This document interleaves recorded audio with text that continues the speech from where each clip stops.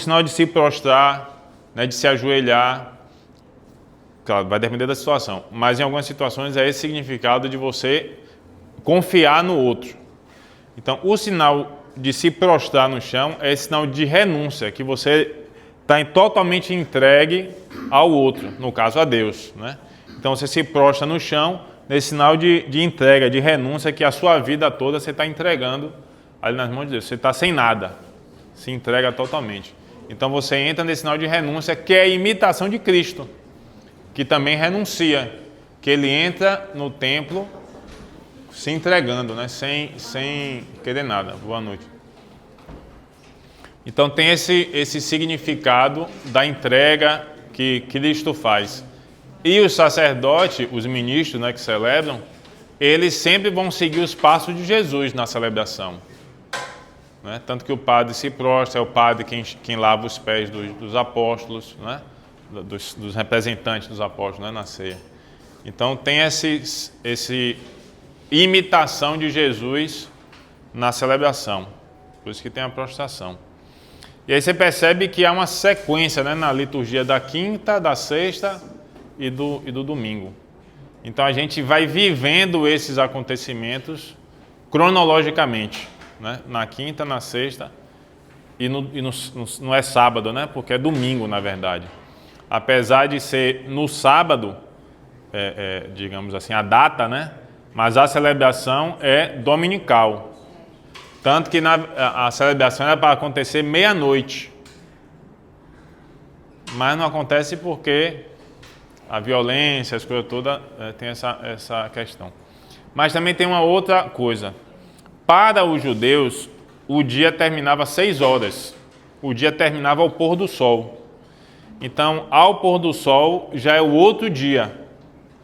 Por isso, aí você vê como se a gente entender um contexto, a gente entende o texto, né? Por que queriam apressadamente sepultar Jesus? No Evangelho a gente leu.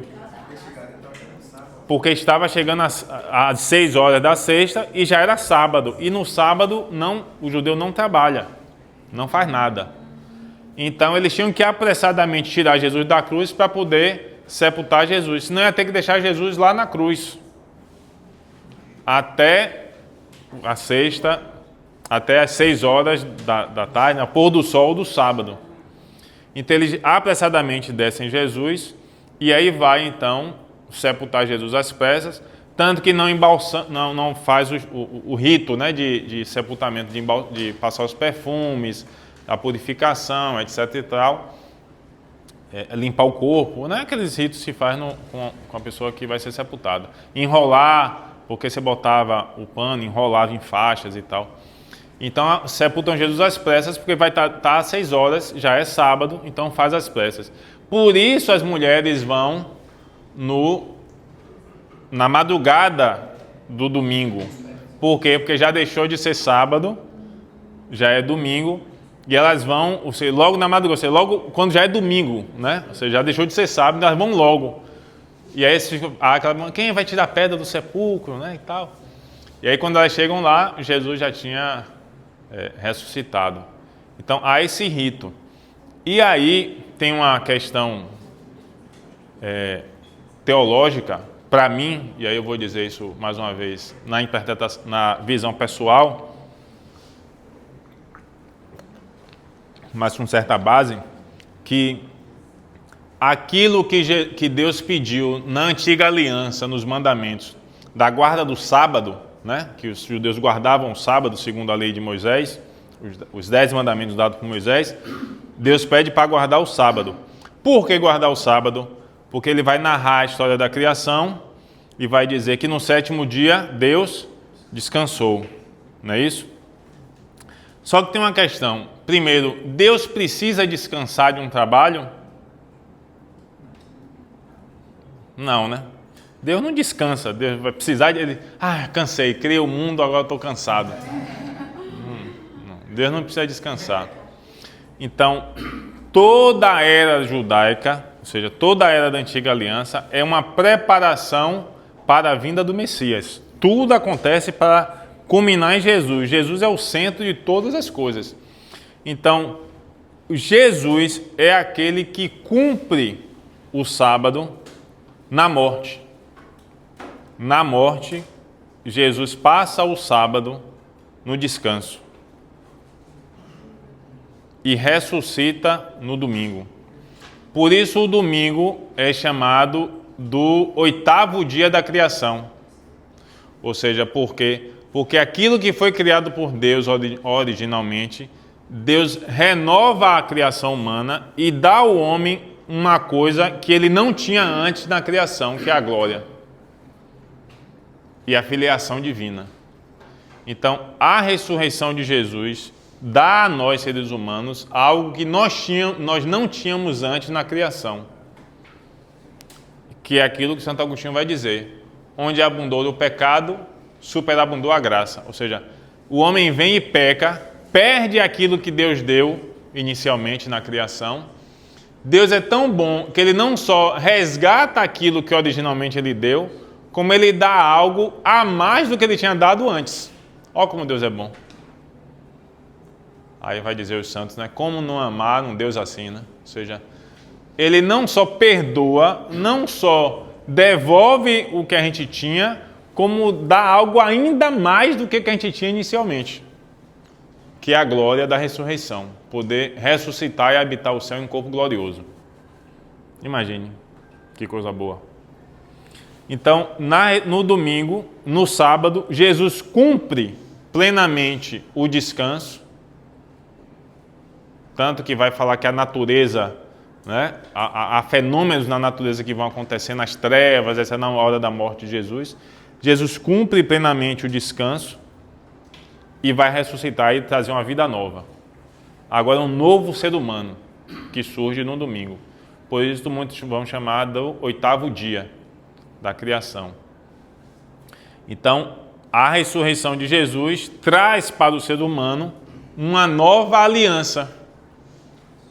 O cumprimento da aliança derramada no sangue na cruz, no domingo, essa aliança, ou seja, aquilo que acontece com a nova aliança corporalmente se manifesta na ressurreição. E agora não só somos perdoados, mas como ressuscitaremos. E aí, então, aquilo que era a guarda do sábado passa a ser a guarda do domingo. E isso já vai acontecer com os primeiros cristãos. Não foi algo que foi inventado depois, não. Os apóstolos já guardavam o domingo, já não guardavam mais o sábado e guardavam o domingo. Porque o Atos dos Apóstolos vai dizer que eles se reuniam no primeiro dia da semana. Qual é o primeiro dia da semana? Pronto. E ele vai dizer, eles se reuniam no primeiro dia da semana para a fração do pão. O que é a fração do pão? A Eucaristia. Fração do pão. Né? Partir o pão e distribuir e dar entre os irmãos a Eucaristia. Ainda não existiam esses nomes, né? Eucaristia, Santa Missa, porque é o início. Os nomes vão surgindo com o tempo, até porque vão sendo usadas palavras para significar aquilo que é feito. Né? Porque dentro assim, mas não tem na Bíblia escrito Eucaristia. Não tem na Bíblia escrito um bocado de palavra, né? Que você traduz hoje para as palavras presentes. Então, a palavra surge com o uso. E não o contrário. Você não inventa uma palavra para depois criar a coisa, né? Não é verdade? Eu não digo assim, cadeira. Aí eu vou lá e invento uma coisa para, né, eu usar na palavra cadeira. Não é verdade? Primeiro se inventa a cadeira, o cara inventa um negócio para sentar. Ele diz, como é que eu vou chamar isso? Aí ele, já sei, cadeira. Pronto. É assim, né? Então, não se inventou o nome Eucaristia para depois fazer a Eucaristia, não. Primeiro, Cristo institui o sacramento, dá o seu corpo, o seu sangue como alimento, está lá em João capítulo 6, né, de forma muito clara. Está lá na última ceia, isto é o meu corpo, isto é o meu sangue. Aí depois a gente, rapaz, vamos escolher um nome para designar isso? Para a gente, entre nós, saber quando a gente falar sobre isso, a gente, vamos chamar de Eucaristia? Bom, alguém usou uma primeira vez uma palavra e diz, rapaz, gostei dessa palavra, é boa para representar isso aí. Ação de graças, Eucaristia, que é do grego também, né? Ação de graças. Né? Então, As coisas vão acontecendo assim, com o tempo vai se usando. A mesma coisa é a palavra católica, né? Onde é que está na Bíblia usar a palavra católica? Onde é que está qualquer outro nome de qualquer outra igreja na Bíblia? Não tem, né? Vai surgir com o tempo. Nem o nome cristãos tem. Não tem o nome cristãos. Não tem. Vai surgir depois. Alguém vai usar a palavra cristãos, e que inclusive não é um cristão, né? É um romano que vai usar pela primeira vez a expressão, e aí vai se começar a usar cristão. Tanto que, diga, cristãos, mas ele usa, primeiro alguém começa a chamar e depois ele porque o Ato dos Apóstolos é escrito depois que acontece, né? Sim. Não, é narrando, e aí eu lembro que disse, foi a primeira vez que chamaram de cristão. Isso, exatamente. Mas é só dizendo, o Atos dos Apóstolos, ele escreve depois do fato acontecido. Entendeu? Ele não escreveu o Atos dos Apóstolos assim, nós somos cristãos. Depois dos fatos acontecidos, é que as pessoas chamaram de cristãos. O que é que eu quero dizer? Não foi Jesus que disse assim, meus cristãos, né? Não, o nome vai surgindo com o tempo, a mesma coisa católica, a expressão católica vai surgir com o tempo. A igreja já existia. A designação de um título para ela vai ser dito depois. Tanto que eu não me engano, aqui eu posso estar enganado, mas eu ouvi uma vez um comentário dizendo que no mundo árabe, por exemplo, não chamam cristãos, chamam nazarenos para designar os cristãos. Não sei se isso é verdade. Tem que pesquisar aí depois para ver se é verdade ou não. Então, ou seja, então no domingo na ressurreição de Jesus, nós passamos a aguardar o domingo, que passa a ser o dia do Senhor, o Dominus, né? O dia do Senhor. Então, por isso, não é mais primeira-feira, mas é domingo, né? Primeiro dia da semana. Discutir isso bastante ainda, né? Imagino que o senhor ainda tem que discutir isso bastante, né? Com minha família? É. Não, só meu pai que é protestante, o resto da minha família, quer dizer, uma parte é protestante, mas não é. Só meu pai. É. Eu tive que discutir isso muito também. Eu fui batizado na Adventista. Eu também. Falando sobre isso, esse batismo é válido? Não. Não. Mas como assim? Não, peraí. Na igreja protestante? Não, da igreja adventista não é? Não. Batismo? Não. Na igreja católica, o batismo adventista não é válido, não. Padre lá da minha cidade falou que era Não. errado, sim. Que eu saiba, não. Por quê? Porque justamente parte da crença deles não é igual a nossa. Posso estar enganado, mas até onde eu sei, não. São pouquíssimas igrejas que... E aí? Vou ter que confessar de novo? Vou ter que confessar de novo? Depois a gente conversa isso. Hoje eu não tô. Ainda bem que eu fiquei quieto esperando a resposta. Mas são pouquíssimas igrejas que o batismo é válido. Porque, na verdade, o que é que faz a validade do batismo? É que aquilo que se pensa sobre o batismo tem que ser igual ao que a gente pensa sobre o batismo. Só que existe um detalhe. Se eles não entendem a Trindade como nós entendemos, o batismo já não é válido. Por exemplo, tem igreja, até comentaram comigo essa semana aí, tem igreja que chega assim, que só batiza em nome de Jesus. Eu te batizo em nome de Jesus, e só. Só que o que é que acontece? Porque ele pega uma leitura onde vai se falar isso, deve ser batizado em nome de Jesus. Só que a fórmula, ou seja, a forma como deve ser celebrado, a gente chama isso de fórmula, né? O que é fórmula é uma regra, né? Um jeito de fazer, ou uma receita, uma fórmula. A fórmula da celebração do batismo é: eu te batizo em nome do Pai e do Filho e do Espírito Santo. Se não tiver essa frase, mesmo sendo celebrada na Igreja Católica, não é válida o batismo. Não é válido o batismo. Inclusive, já teve problema com isso aí, da pessoa na hora de celebrar falar a frase errada, e não foi válido o batismo. A dúvida é batida de novo, né? E, por exemplo, se eu tiver na dúvida, eu posso batizar de novo? Não se batiza de novo. Não, mas É a mesma coisa de casar de novo. Não se batiza de novo. Você faz o batismo de condição. Batismo sob condição. O que significa que você celebra o batismo condicionado a Caso a pessoa não tenha sido batizado, ela está sendo batizada naquele momento. Então não é ser batizado de novo. Percebe a diferença? É um pouco tênue, né, detalhezinho, mas é importante, porque não batiza de novo. Porque se já foi batizado, não precisa ser de novo. Você só batiza se não foi. Como é que eu sei? Às vezes você não sabe. Então é batido. Na dúvida, você. Já aconteceu isso aqui na catequese comigo. A pessoa não tinha comprovação do batismo. Ela tinha uma lembrança de que foi batizada. Mas na igreja católica? Mesmo na igreja católica. Ela tinha uma lembrança de que foi batizada. Tinha uma pessoa que ela chamava de madrinha. Mas isso é mais do que comum, a pessoa chamar de padrinho de madrinha e não ser batizado, né? Porque promete, mas não batiza e não sei o quê. Como é que você faz? Os parentes tudo morto. Não tinha nenhum parente vivo. Pai, mãe, tio, nada, só tinha irmão. Os irmãos mais novos. Não tinha ninguém que comprovasse, que testemunhasse o sacramento. Diga. Mas não tem como ter acesso a... Mas aí se a pessoa não sabe nem se foi batizado, como é que vai saber onde?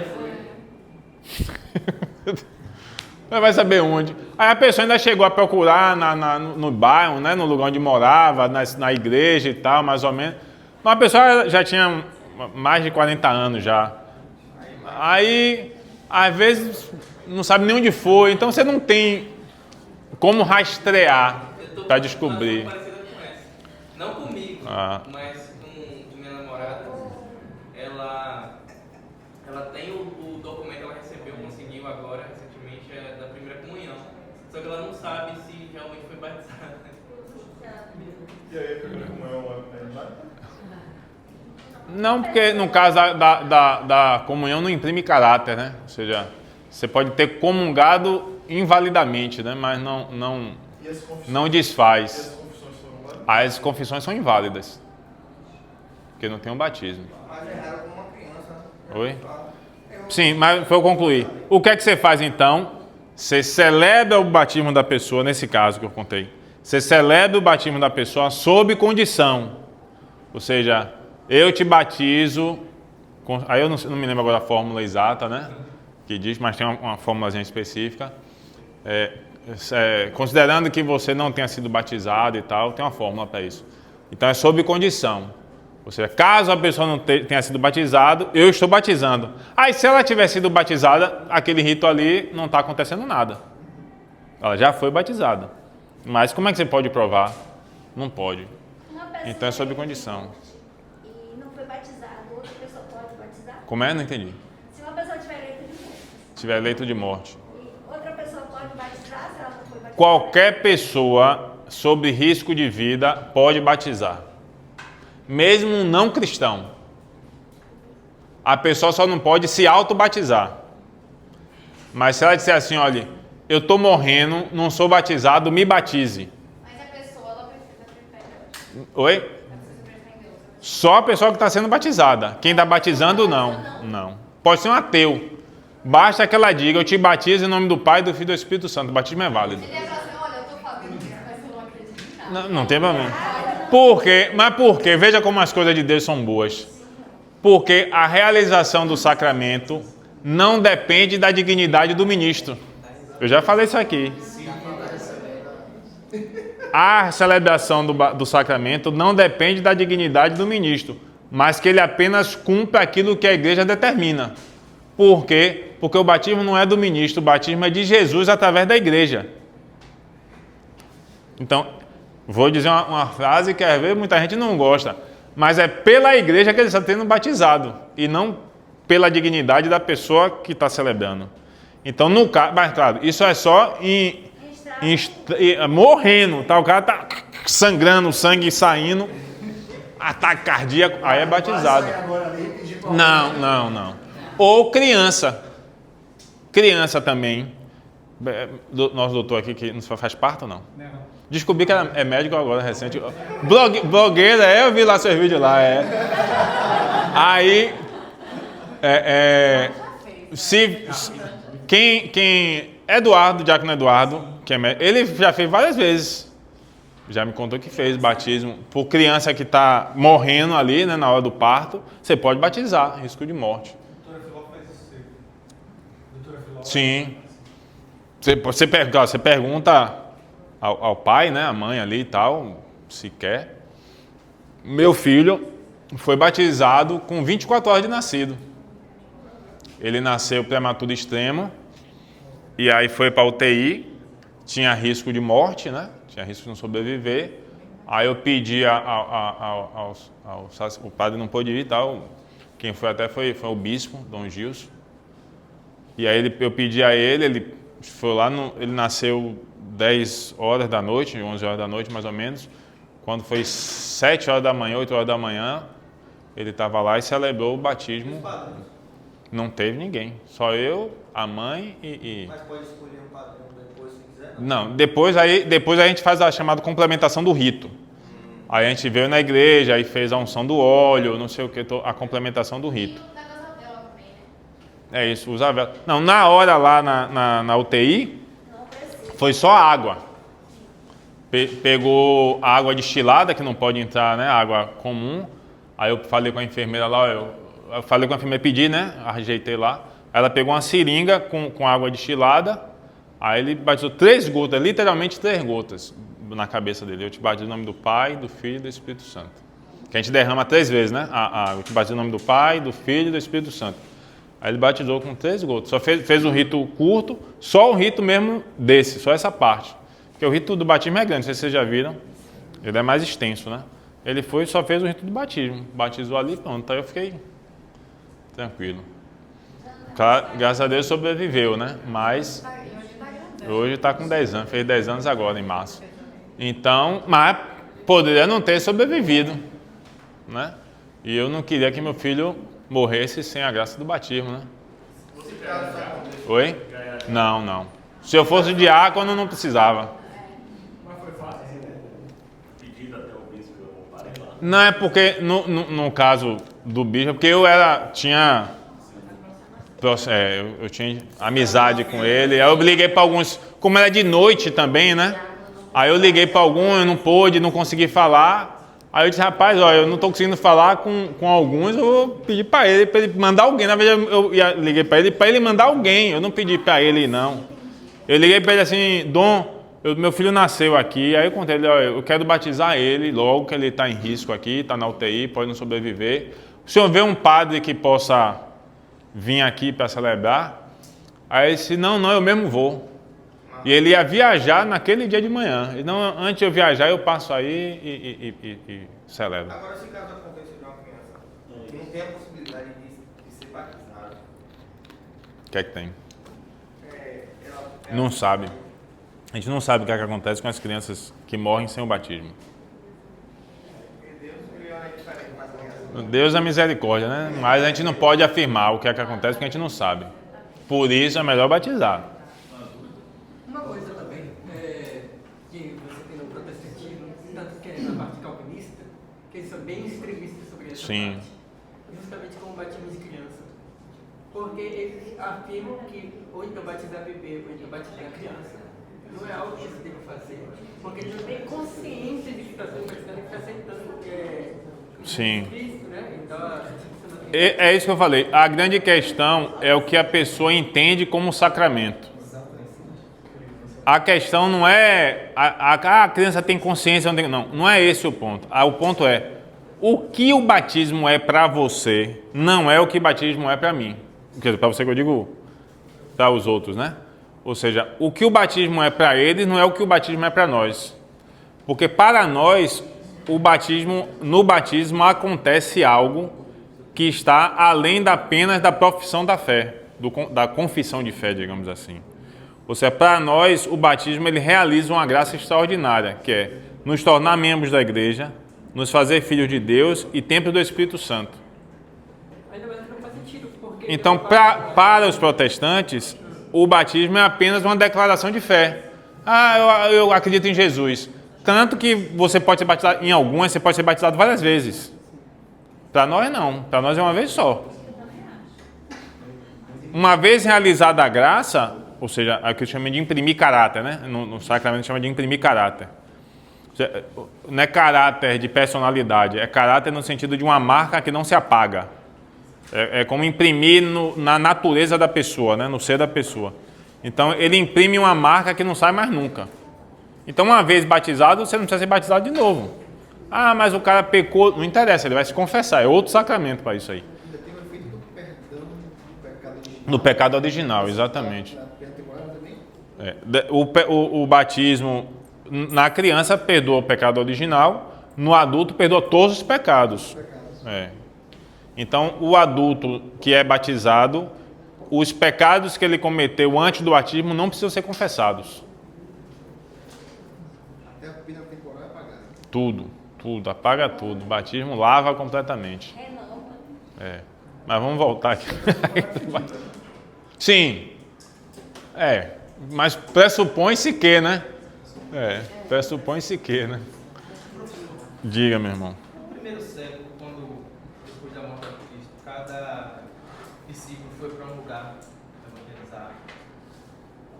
Como é que funcionava a igreja em si? Repita a pergunta do início No aí. primeiro século, Sim. depois da morte de Cristo, quando cada discípulo foi para um lugar, Sim.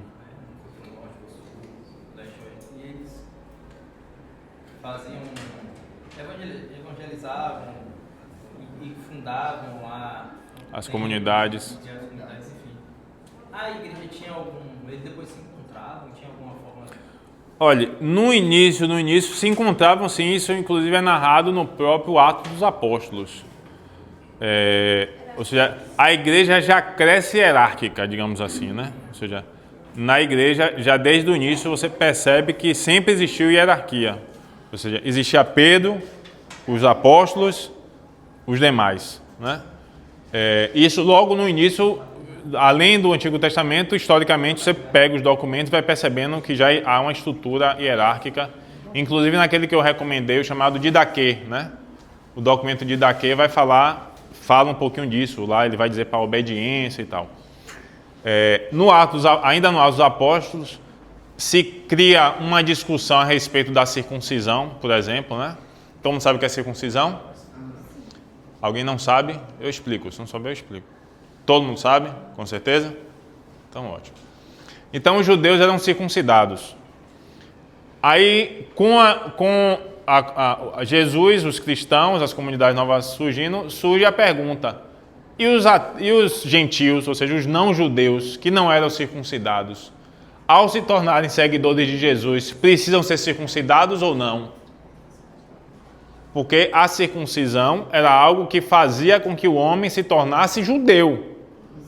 Um judeu precisava ser circuncidado, o homem, né? Só homem, óbvio, né? Então, cria-se um embate. Muitos achavam que deveria ser circuncidado, outros achavam que não. Como é que decide isso? A igreja se reúne e decide. Paulo vai e leva o questionamento, porque é Paulo, principalmente, que está entre os gentios, né? Que mais prega entre os gentios dos apóstolos. Ele vai, se reúne com os apóstolos, em Atos dos Apóstolos vai falar isso. O chamado primeiro concílio. O que é o concílio? É a reunião da igreja, sob a autoridade do Papa, para decidir alguma coisa, principalmente questões dogmáticas. Então eles se reúnem e lá eles vão discutir. Então o Atos dos Apóstolos narra esse fato, que eles se reúnem, debatem sobre a questão e Pedro dá a martelada final, né? A virada de chave, né? Como diz lá em Mateus 16, né? Tudo que ligares na terra será ligado no céu, o que desligares na terra será desligado no céu. Então Pedro desliga a obrigatoriedade da circuncisão. Você não é mais obrigado a ser circunciso para ser do povo de Deus. Basta o batismo. Não é mais a circuncisão. Então, já lá no Atos dos Apóstolos, já narra uma estrutura hierárquica. Agora, como a igreja vai crescendo, mais e mais vai se organizando conforme a necessidade vai acontecendo. Um outro exemplo disso é a instituição dos diáconos. Jesus não criou diácono. Quem foi que criou diácono? Os apóstolos. Jesus não disse assim, depois crie diácono quando precisar, não. Os apóstolos perceberam uma necessidade, a igreja, né? A igreja percebeu uma necessidade e diz, olha, não convém que nós, ministros da palavra, aqueles que têm que pregar o evangelho, tenham que cuidar dos pobres. Então, se a gente se ocupar com isso, não vai dar tempo de pregar. É mais importante que a gente gaste o nosso tempo pregando do que cuidando daqueles que precisam. Então, vamos escolher, eles dizem, escolham 7 homens de boa conduta, né? E aí, esses homens vão cuidar daqueles que precisam. São os diáconos.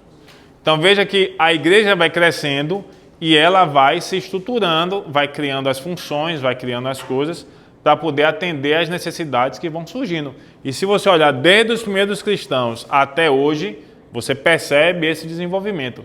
Vai ter períodos, principalmente nos primeiros séculos, até o século 3, mais ou menos, século 4, iniciozinho do século 4, no 300 mais ou menos, que vai ter momentos que a igreja se estrutura mais e depois retrai por causa da perseguição. Quando tem muita perseguição, a igreja se retrai. Quando diminui a perseguição, a igreja se estrutura.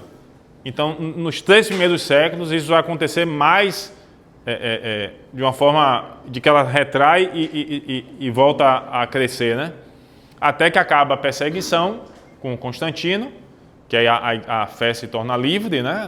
Do cristianismo se torna livre, que tem aquela maluquice que diz que Constantino fundou a Igreja Católica, só uma pessoa sem a menor leitura da história entende um negócio desse. Então Constantino torna livre a prática do cristianismo e ele não se converte inicialmente ao cristianismo, a fé católica, mas só deixa livre, depois vai instituir a fé cristã como a fé do império.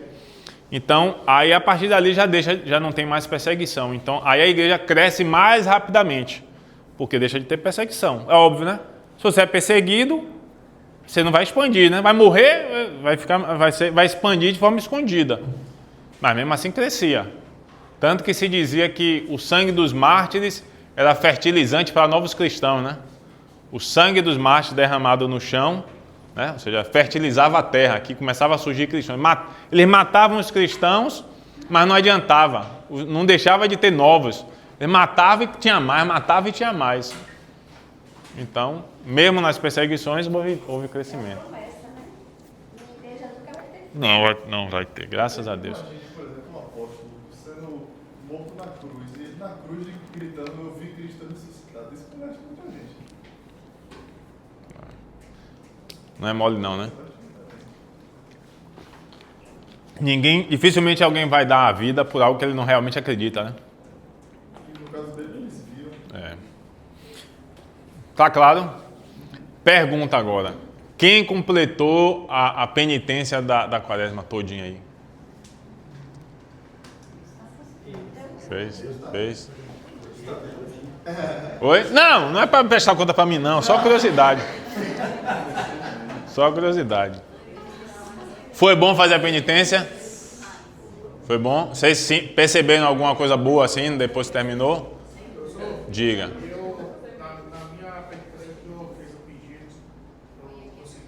Já alcançou a graça? Olha, coisa boa. Depois que eu me confessei, foi melhor ainda. Melhor ainda, né? Tem gente que tem uma overdose de doce, né? Oi. Ah, tem gente que passou mal, né, no outro dia, no domingo, né, da Páscoa.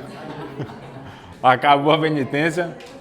Quem não recebeu a graça pode continuar. Pode, claro. Pode continuar. Ou pode continuar pedindo e fazendo a penitência, se quiser, né? As duas coisas, né? Pode, claro. Não existe tempo para penitência. A penitência pode ser feita em qualquer dia do ano. Geralmente, a gente não faz penitência, jejum, no domingo. Certo? Geralmente não se faz penitência no domingo. Mas é proibido, é pecado fazer penitência no domingo? Não. Você tem que entender que o domingo é o dia da ressurreição. Não faz penitência geralmente porque é o dia da alegria. Mas se você sente uma necessidade, você sente um desejo e está fazendo penitência todos os dias e não quer parar no domingo, não pare e faça a sua penitência. Jesus não vai ficar triste por causa disso, não. Tem tantas ordens religiosas aí que têm uma vida pesada mesmo de vida diária E no domingo não amolece muito não, amolece às vezes só um pouquinho só. Entendeu? Então, pode fazer penitência, continuar. Agora sim, às sextas-feiras nós somos obrigados a fazer uma penitência ou abstinência de carne, né? Toda sexta-feira. Eu vi que nessa sexta-feira não É jejum. Abstinência de carne e jejum na sexta-feira santa. Não, depois da Páscoa. Ah, na oitava de Páscoa. Oitava de Páscoa. Não sei, boa pergunta. Algo a se pesquisar. Hoje que não precisa. É, porque ainda está na oitava de Páscoa, né? Pode ser que sim. Faz sentido. Faz sentido porque ainda é domingo. É, pode ser. Porque a oitava de Páscoa significa que a gente está celebrando. Eu falei sobre a oitava de Páscoa, não, né? Não?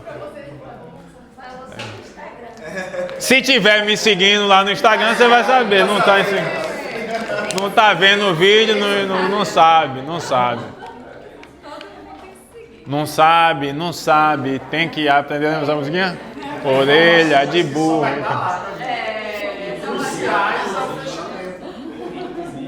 Né, que, a gente esquece dos detalhes, né, de falar.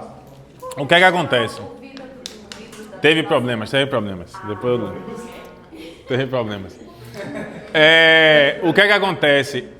A oitava de Páscoa é o seguinte.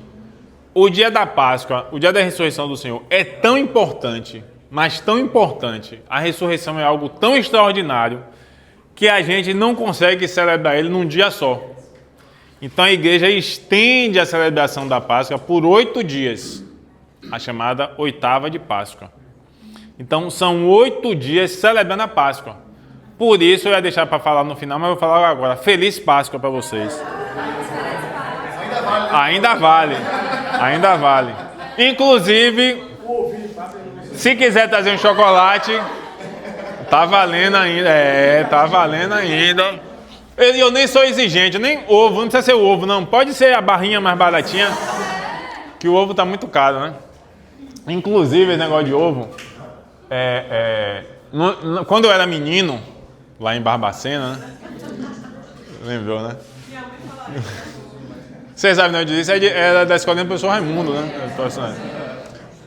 Quando eu era menino, o chocolate era muito caro, né? Hoje em dia é mais fácil, mas o chocolate era muito caro. Aí juntava os primos todos na casa de minha avó. Agora tá mais caro. Agora voltou. Então, minha avó fazia assim, juntava os netos, né? Todo mundo na casa dela e tal. Aí ela pegava, cozinhava o ovo de galinha. Aí todo mundo ganhava um ovinho de galinha e tinta. Aí todo mundo pintava o ovo. Todo mundo coloria seu ovo. Aí era uma festa, né? Aí enfeitava e pintava os anelzinhos. Aí cada um enfeitava do jeito que quiser, fazia com bolinha. Todo mundo enfeitava, pintava o seu ovo e guardava para o almoço do domingo. Às vezes fazia no sábado, de noite, alguma coisa assim, e guardava para o almoço no domingo. Aí quando chegava no domingo, a gente pegava, cada um pegava seu ovo e comia o ovo cozido. Não é legal? Eu acho ótimo. Eu fiz isso já com meu filho. É bom que distrair os meninos um bocado de tempo, né? Já dava essa... Né? E ainda era mais saudável do que o chocolate, né? E resgatava o simbolismo do ovo, né? Que é a ideia da vida, né? O ovo, na Páscoa se usa o ovo por causa disso, que é o símbolo da vida. Porque do ovo sai a vida, né? Bota a vida do ovo ali. Então é uma prática, vocês podem, quem tem filho pequeno aí, próximo ano pode já fazer essa dica aí de pintar o ovo de galinha. Que é mais barato, mais saudável. E o menino se distrai. O menino se distrai lá e tal. Não, tá doido. É melhor. Aí você pode até comprar um chocolate. Comprar uma barrinha. Não tem problema não. Faz mal não. Perguntas então sobre a Páscoa, sobre Semana Santa? Diga-me. Eu sempre perguntei lá no Instagram. Tem eu e tem mais uns 2 que eu conheço que tá mandando perguntas. Eu não respondo. Ô meu filho, mas Semana Santa é complicado. Mas uma dúvida que eu tinha é do... Diga.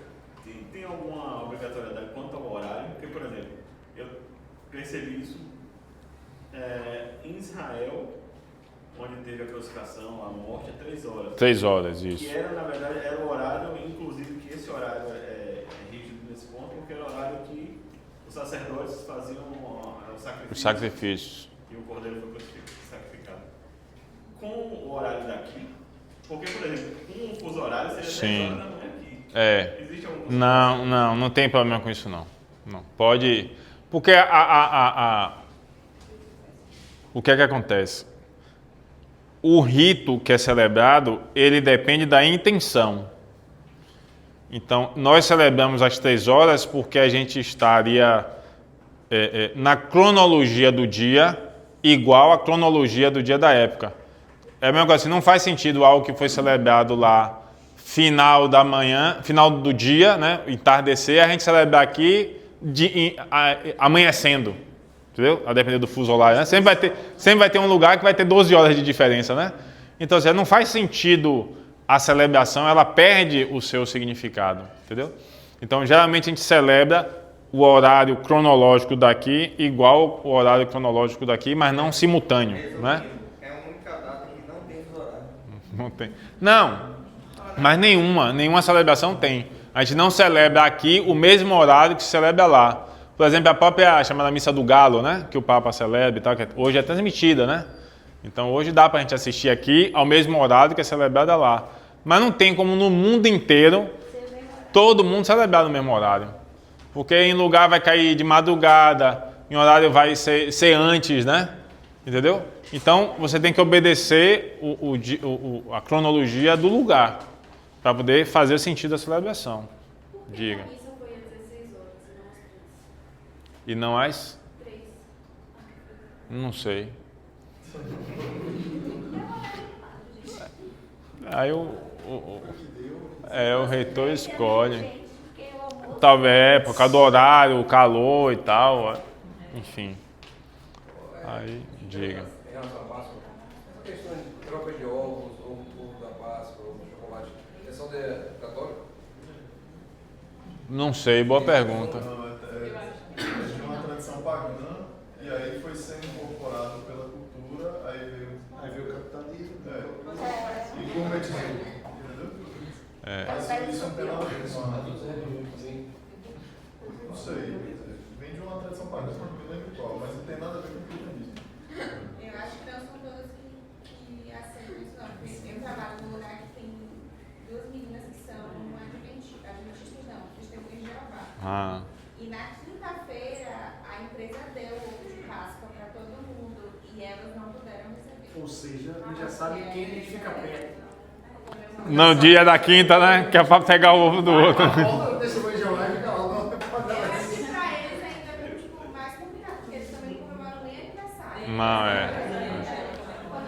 Não, eu não sei. Esses detalhes eu não sei dizer, não conheço tão a fundo assim para saber, não. Aí tá domingo batendo na porta, sabe?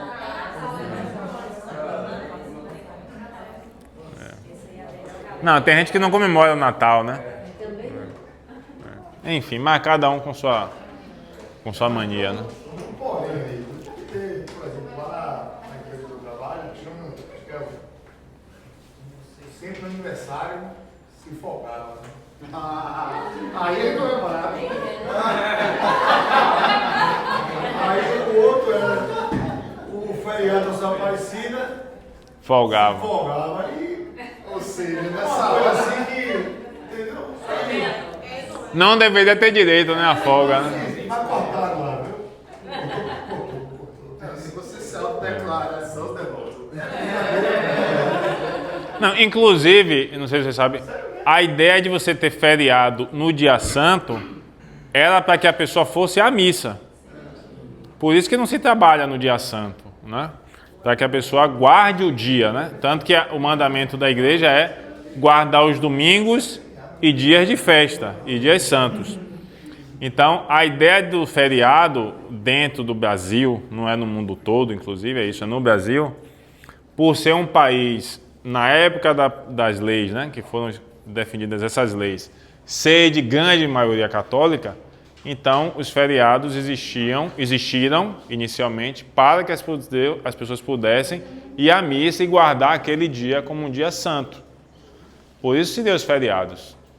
Hoje virou só folga. Então,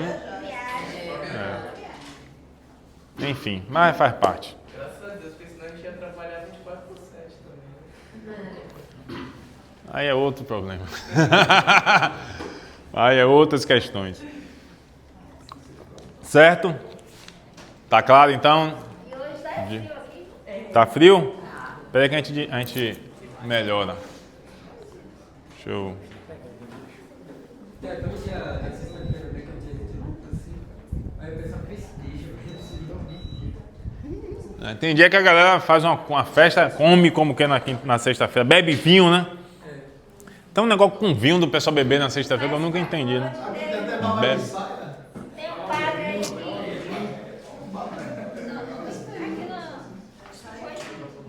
São Rafael, que estava ali na procissão do seu moço, estava vindo de festa, uma festa de frente. Contrário. Então fazem esse retorno. Só falar muita coisa. Vamos aproveitar essa outra metade aqui de hoje. O que é que eu queria recordar? Que a gente terminou não falando. Lembra que a gente falou que a gente tem a antiga e a nova aliança, né? Quando a gente ficou lá a Bíblia, eu falei isso, não é isso? Então você tem Jesus, né? Tem aqui Jesus. Tudo que vem antes de Jesus é a antiga aliança. Tudo que vem depois de Jesus é a nova aliança. O registro dessa antiga aliança aqui está no Antigo Testamento.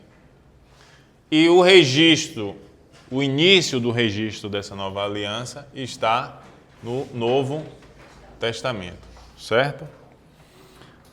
O que é importante desse novo período é que ele não se encerra com aquilo que está escrito.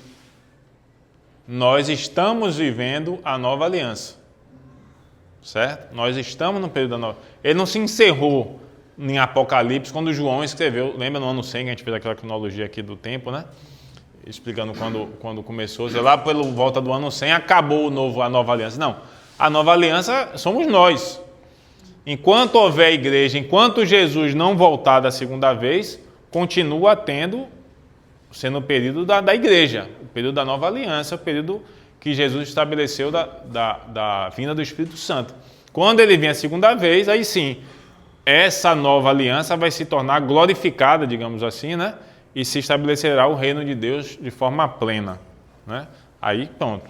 Não é o fim do mundo, né? É a mudança do mundo. O mundo um dia não vai explodir as coisas, não é assim. Então, como vai ser também não me pergunte, eu não sei. Não sei. Vai ser assim, mas não sei. Ninguém sabe, né? Que inclusive isso é engraçado que assim, que as escrituras vai falar, né? Que a criança vai colocar a mão na cova, no buraco da serpente, vai colocar a mão na boca do leão. Tem umas citações assim das escrituras que fala isso, né? Que é um tempo de paz, etc. E tal. Agora, veja, não é que a criança vai ficar botando a mão dentro de buraco de cobra. É a ideia de que é um período em que não vai haver morte, não vai haver tristeza, não vai haver nada dessas coisas. Então a gente tem que entender o que é que o texto quer dizer. Mas não significa que vai ser assim. Como é que vai ser? Eu não sei. Não sei, ninguém sabe. Vai ter criança? Eu não sei se vai ter criança. Eu não sei se vai ter criança. Eu não sei, ninguém sabe não, pai. A gente vai ficar na terra, vai ficar, não sei, não dá pra gente saber.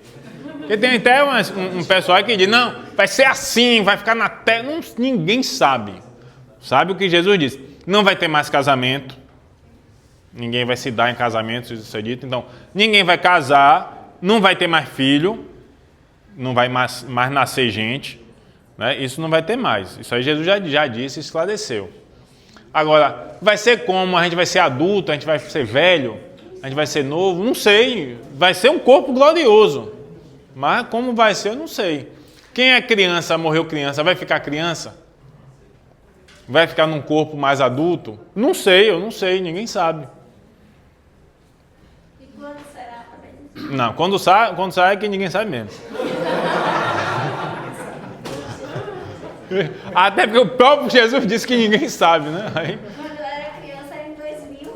Ia acabar. Não, aí já tentaram adivinhar essa data várias e várias. Tem igrejas que surgiram tentando adivinhar essa data e não deu certo. Então, isso aí é que não dá certo mesmo. Mas assim, como vai ser, não sei. Eu sei que vai ser bom. Então, é igual aquelas festas, né? Que a gente sabe que a festa é boa, né? Tem festa que a gente é convidado para... Lá na casa de minha avó, quando minha avó era viva, que o povo era convidado para a festa, o povo fazia questão de ir, porque sabia que a festa era boa. Ia ter muita comida, lá na casa de minha avó jogava duro. Minha avó era fogo. Mas, como vai ser, eu não sei, vai ser bom. E não adianta ficar, eu não sei o quê, querendo descobrir os detalhezinhos. Jesus disse, não, então não interessa. Se Jesus não esclareceu, se a igreja não afirma, não diz, é porque não é importante. Não é necessário para a nossa salvação. Não é não? Não tem. Quando Jesus criou lá, não sei o quê, quando Deus criou, foi assim, teve dinheiro. Não sei, não tá aí, a gente não sabe. Não sei. Vai mudar alguma coisa? Aí eu chego e digo assim, foi assim. Aí você, tá, massa. Mudou alguma coisa? Não, mudou nada. É só curiosidade para perder tempo. Não vai procurar saber o que a gente já sabe, que já é muito. Em vez de ficar perdendo tempo com o que não sabe, não? Se você estudar o que já está revelado, já é muita coisa, aí fica querendo descobrir o que não está revelado. E quando a pessoa morre, na prática, para ela, Jesus já lutou. Então, exatamente. Quer descobrir? Morra.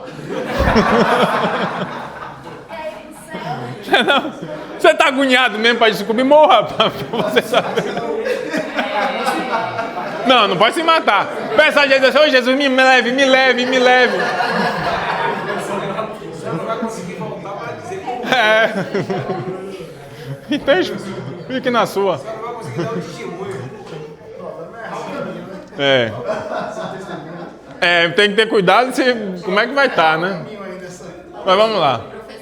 Oi. Sobre testemunho de experiência de morte. Esse caso é um caso bastante conhecido. Uma colombiana que foi tida por um raio, foi carbonizada. Sim. Eu vi agora, né? Eu já soube dessa. Acho que eu já ouvi falar desse negócio aí. Mas, entendeu? Todas as revelações